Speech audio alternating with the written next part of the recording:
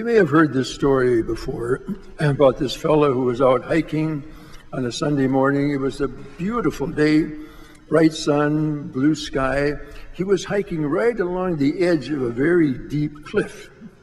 And as he was looking abroad, he couldn't take his eyes off those canyon walls out in the distances, how beautiful and colorful it was. So he didn't notice that there was a root sticking up in his way. He tripped on it, fell down, rolled over the side of the cliff, and then began grabbing for anything he could hold on to stop his fall. He finally grabbed a small tree root that was there, and he dangled from that for a while. So after a while, he looked up and he said, "Is anybody up there?" No sound. "Is anybody up there?" And then a voice came, "Yes, I am here." "Oh, thank God. Thank you. Will you help me?" "Yes, I will help you." "Okay, I'm ready." "Let go of the branch." "What?" "I said, let go of the branch." The fellow looked down at the canyon floor about 1,000 feet below. Then he looked up again and said, "Is there anybody else up there?" Sometimes we may feel like that. We may feel like we're dangling at the end of our rope, or are overwhelmed with problems and troubles, or life just keeps getting tedious and draining or even hopeless. And we may ask, is there anybody up there? Or worse, sometimes when our faith seems weak or drained and doubts darken every day, we may even ask, is there anybody else up there? But no, there isn't anybody else up there. That's why our gospel today should be of help. Jesus goes back to his hometown, Nazareth, but the news got out there before him, and everyone is expecting something special. They heard about all these wonderful works he had been doing, the healings, etc., and were surprised by all these accounts because they had known him since he played stickball in their streets. He had grown up with them. They knew his family, and they thought they knew everything about him. So what's the big deal now? What made him so special all of a sudden? Is he for real? They were a tough crowd to impress. So the gospel says Jesus was not able to perform any mighty deed there. He was amazed at their lack of faith. Do you think that we here in South Pasadena are very different from the people there in Nazareth? Today's gospel makes that a good question to ask and to try and answer. The reason Jesus could not work any miracles there in Nazareth was not because his hometown people did not have faith in him. It was because they did not have faith in themselves. That may be also true of us. We look for healings or for favors. We ask for God's help. But if we don't get it, is it because we do not have enough faith in God?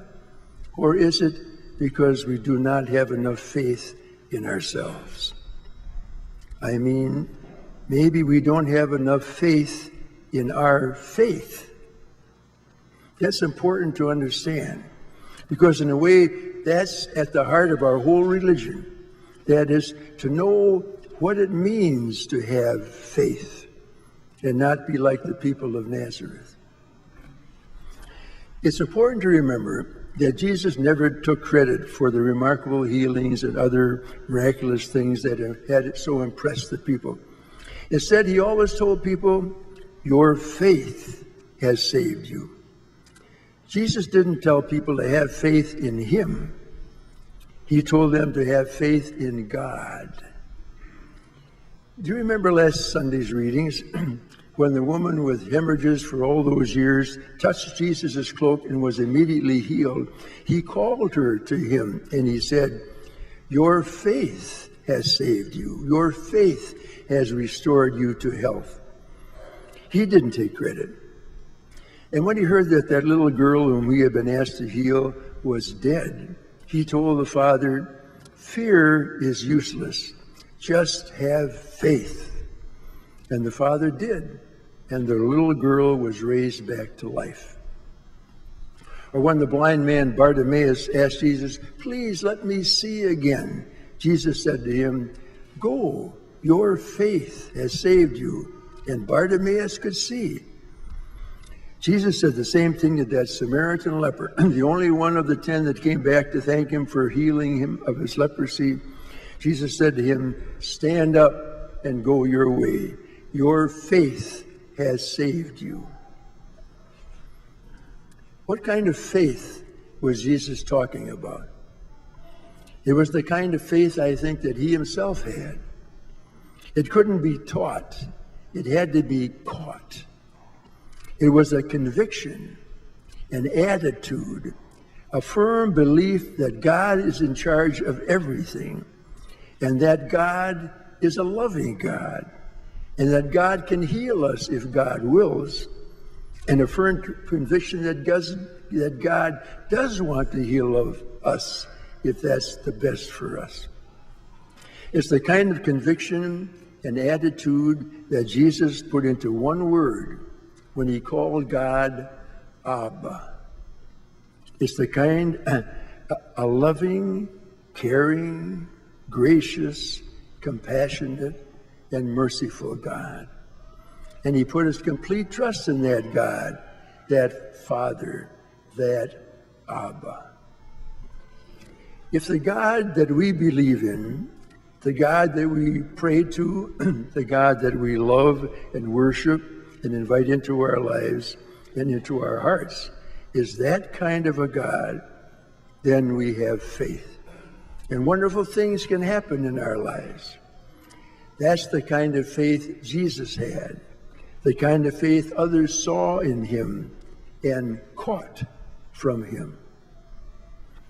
No, there's nobody else up there, but there's somebody else down here, right here in this Eucharist. Jesus is the food of faith. We just have to be hungry enough to want it. Amen.